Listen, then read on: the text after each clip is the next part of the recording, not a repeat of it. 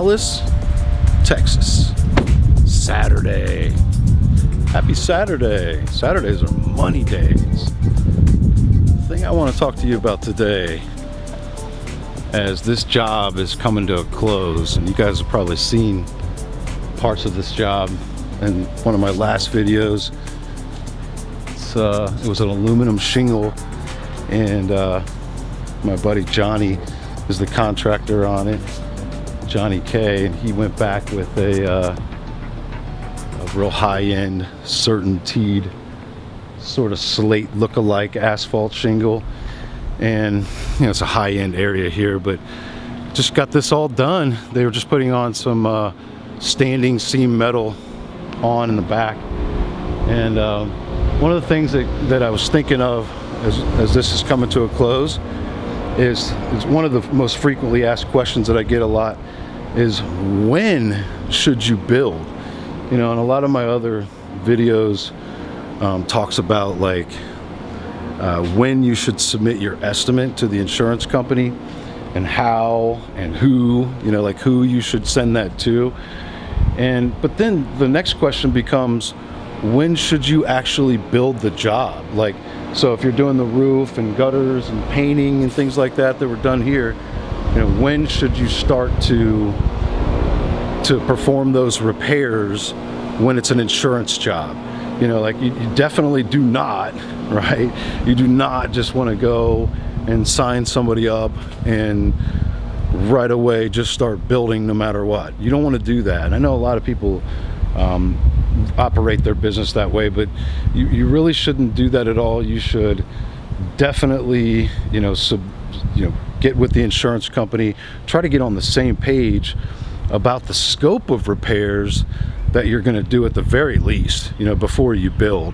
So we talked about that before, like when should you submit your estimate, and I'll drop a thing to that video so you can find, you know, one of the videos, multiple videos on that topic, when you should build or when you should submit the estimate. But when should you build, right? So I mean, you typically have an adjuster that comes out for the first, you know, the very first field adjuster inspection on a property. And so that's usually when the coverage is applied, and you know, they usually typically will write an estimate for the repairs, and they will issue some form of payment for the very least the actual cash value, as long as it's non-PWI, paid when incurred items, at that time. And then, you know, we talked a lot about how to get the insurance company back out on re-inspections, how to submit your estimates to inside desk adjusters, and how to get those estimates approved. But when should you build in that process? And the answer a lot of times is different depending on the scenario, the circumstances. But generally speaking, if the adjuster or the insurance company rather has approved, you know, at the very least, the items that need to be repaired, then you can build. And so I would definitely, you know, wait till payment's been issued so that you can get the money off the table. But you can build at least the items that have been approved and paid for, right? So, and what that means is, you know, like on a roof like this, they're probably going to be missing, you know, a lot of items on this roof, right? Like they're going to be missing the chimney flashing, and they're going to be missing vents, and they're going to be missing, you know, valley metal, and they're going to be missing a lot of things. They're probably not going to have the right kind of high-end gutter guards and screens and things like that are necessary for this job, right? They're probably going to be missing a lot of items on this job, and we're going to supplement for those items. And most of my videos talk about that exact subject and how to get those things paid for, right? But if they've approved the roof at the very least, so like if it's not just a minimum repair, like they didn't just say, well look, we're going to pay you just to do some basic minimum repairs on this roof, but not for a full replacement, then that's an issue. You don't want to go and replace the roof in that, you know, when you're in those circumstances. You want to at least make sure that they've approved 100% of the field area, you know, for the shingles. So like I don't care if, in this case, if it was, they approved all the squares of this roof, like all the, or even close to all the squares on this roof, if it just said remove and replace aluminum shingles, to me, that's coverage, baby. I'm moving forward, and I'm going to build the job, and I'm going to take pictures of every little item that they missed, including code-related items that are required, and I'm going to make sure that those are included with my, estimate that shows them all of the incidental items that also came along with that roof. Now, one caveat to that, though, I will say, is I'm going to try to submit those items to the adjuster, to the insurance company rather, before that happens, right? Like I want them to have that information, because we have that problem, and again, we talked about this a lot, where the paperwork says from the carrier, it says, we reserve the right to review any additional items, we reserve the right to inspect these items, etc., right?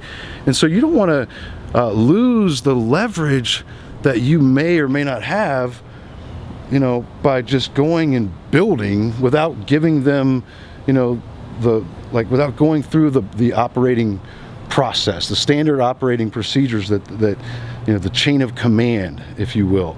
Like you need to go through their, and this is the way I feel, is that you use their rules and their standards and go ahead and operate within that playing field, okay? Like with their rules and their standards, go ahead and operate and follow those rules and standards, okay?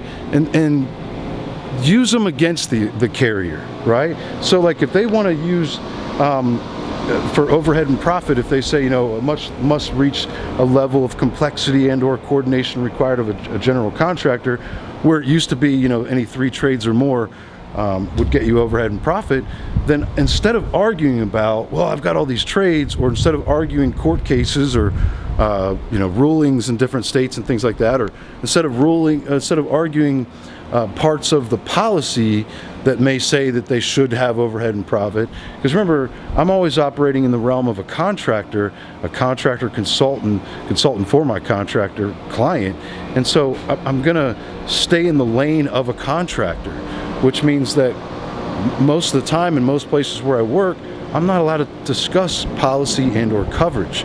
So that's not going to get me anywhere, and I know that, right? So if I'm playing on the contractor playing field and the insurance, using insurance restoration standards that they've established, and I'm using those standards to try to use them against them and sort of embracing those standards, and the rule is complexity, coordination, blah, blah, blah, well, then I'm going to go all in on getting them, documentation that proves complexity and coordination, right? And so, when it comes to building the job, I'm going to attempt to let them know what they should be paying. I'm going to try to get them to work out that estimate ahead of time for all the additional items that they've missed. But at a certain point, after they've approved what they've approved, I'm going to make sure we get the money off the table, like have them issue. I'm not going to agree to anything to their revised estimate, but I am going to try to get them to take the money off the, issue the payment, take the money off the table, and then come back to them and supplement again for any items that they did miss. And that may go something like this, like, well, Mr. Insurance Company, thank you for approving all of the recent items and sending the most recent revised estimate to us. We appreciate that. But there are still a handful of items that are still outstanding that we still need to get to, right? So I never look at it like, hey, it's a settlement. You settled with them because they issued a payment on a supplement. That's not a settlement. That's just simply them issuing more money for more items that were missed, right? And so if they don't issue all the money for all the items that were missed, well, then we need to go back and rinse, wash, repeat. We need to go back and do it again, okay? But at that point, when they've issued the money on the first round of supplements, like when they've issued the additional amount of money for supplements, you can go ahead and build. Right, and if the roof is close enough for, if it's close enough where there's not too many missing items or too many items that are different on the insurance estimate, then I think it's okay to go ahead and build right from the start. And that's why I say that certain scenarios are different. But I also think that there tends to be a great deal, and this is why there's a lot of controversy about this subject in our industry. You know, hey, some people say, well, no, you should build and then build the insurance company, right?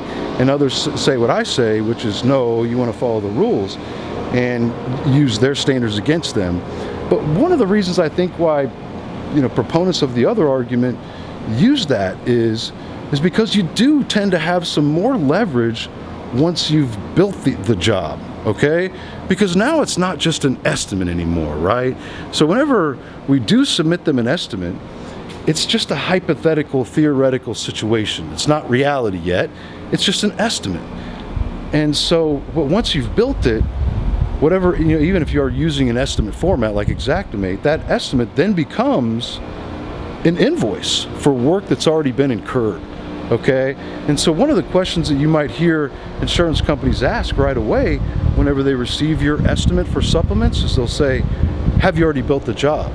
Part of the reason, I think, is because they want to see if they can catch you up, if they can, you know, have you lose some of your leverage because you didn't follow the rules and submit a supplement first, right? And that's why I like to be on the record about everything I do, and be on the record that, yeah, no, I've tried to get you to agree to all these items, and you see this email here and this phone call and this meeting here, and we certainly did try. So if you didn't approve these items, it wasn't, you know, because of us. We were on the record. We showed you many photos. We gave you everything you would have ever needed to know ahead of time, right?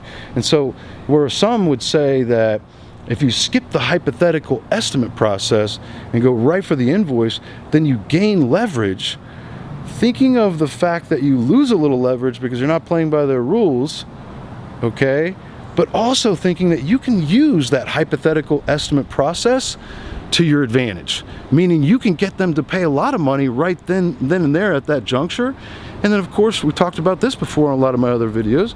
If it's a USAA claim or State Farm, or, you know, a lot of these mainstream insurance companies, they don't actually require you most of the time to perform all the repairs first in order to get the depreciation release. They will require you that if you don't ask for it, but their policy most of the time is actually, if a general contractor has already been hired, then at that time it's considered incurred.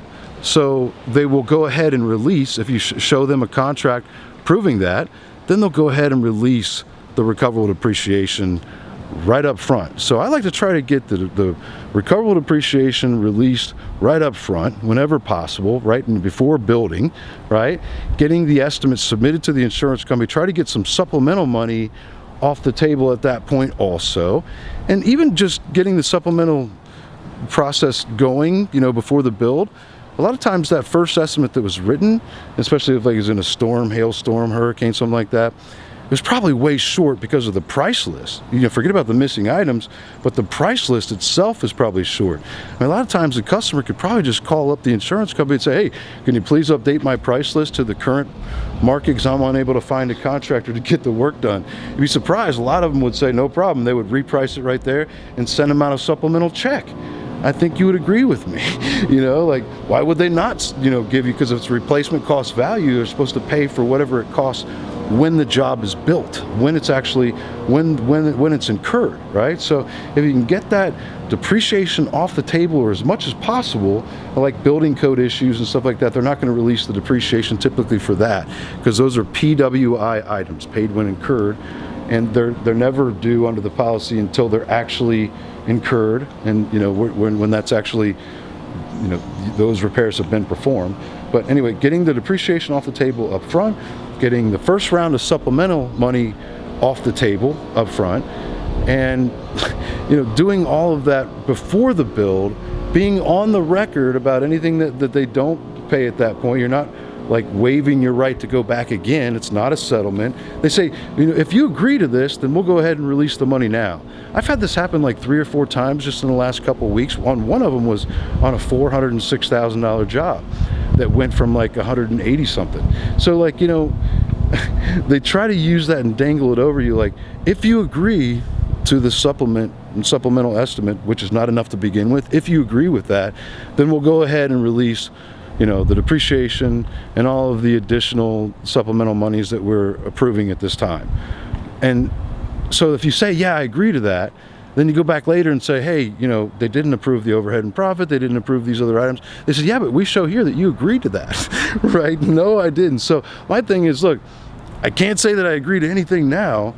You know, I've got to run this through our team and vet it, right? So that's probably going to take a while.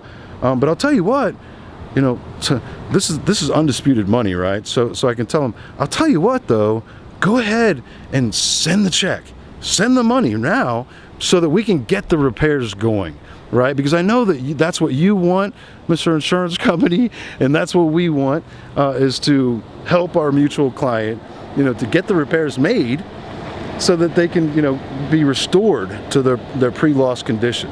And so send the money, and if we have any problems, you know, like if we discover that they're still missing items, then I'll tell you what, we can just supplement for it at that time. And depending on how much rapport, like who that adjuster is, like if it was a second adjuster that came out on a re-inspect, or if it was the inside desk adjuster who I've been working with on this thing back and forth, depending on how much rapport that I build up with them, you know, I could even say to them, and look, don't worry, we'll supplement if needed after you've already been paid, like down the road. And most of the time they just laugh and they're like, that's great, no problem, right? And so go ahead and send the money. See, there's no reason why they shouldn't send the money. It's undisputed cash, right? And if you go and research that term, you know, again, I'm not a coverage or policy expert, but I know enough to know that that's undisputed cash, right? And that should be released immediately. There should be no delay on that. There should be no negotiating tactics on that from the insurance company. And so, listen, you are going to have some leverage then on items that have already been built. You know, so like you're going to go through that process, you're going to supplement, they release money, not enough, you go back, supplement again. But at a certain point, you're building the job, and when you go back, your estimate at that point, even if it's amended, is going to include all the items that were incurred on the job. And you can say at that point, this is no longer an estimate, this is an invoice, meaning that this is for work that's already been incurred. And that will give you leverage because you went through all of the steps, all of the process, and you pulled the money out of them little by little. So, you know, by the way, that $400 and something thousand job I mentioned, it's not near enough. Now we got to get to the windows and doors. But we had a tactic of leaving those in as open items at zero, okay, so that we can get to those later. Now that we have them from 182 to 406, it's going to be much less difficult to go, you know, another couple $100,000, which is necessary, is needed for the windows and doors, than it would be if we were starting from that original 182. So I think every job has its own unique strategy, right? But once it has been built, now you do have a certain amount of leverage that you can use to your advantage, which is only enhanced if you went through the proper supplemental process, like the estimating, you know, little by little process. So, you know, I could talk more about this subject on and on and on. And of course, there are unique case studies and strategies that need to be specifically deployed for certain scenarios, right? Doesn't work on every single one. But I hope that this helped you to think about this a little bit differently. You know, one more thing I should say is that I like to say to contractors too, is that, you know, when you sign a job, immediately you should plant your flag on that job. Okay, what I mean by that is if there are items that need to be done on that job and you have approved coverage anywhere on an insurance estimate that says that you can build those items, even if they're not enough. So like if a baseboard needs to be replaced, but it doesn't have enough to tape it and paint it and get the contents out of the way, get in there and get that baseboard replaced. At the very least, take the old baseboard off. Get rid of all wet items, you know, set up your job site conditions, get a dumpster in there, get your scaffolding up. Do all the things that you can do based on the coverage that you have. And get in there, you know, get in there and tarp the job. That's a good one. You know, any mitigation items need to be done.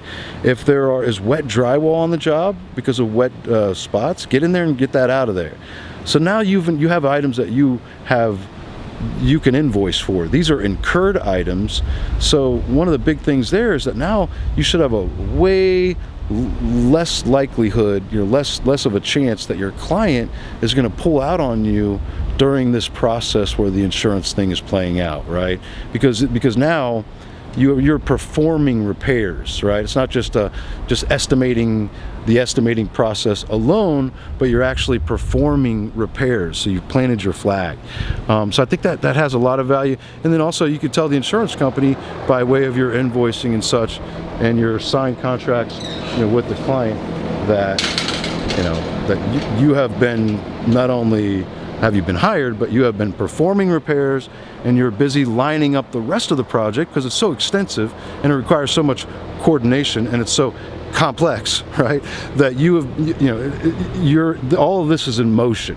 So that first time you send them a supplement, even if you're not building, you shouldn't be building. You maybe should be building a couple little things here and there, but you're letting them know that you're in motion. Things are in motion, and you're putting them on record and letting them know, advising them like you're supposed to.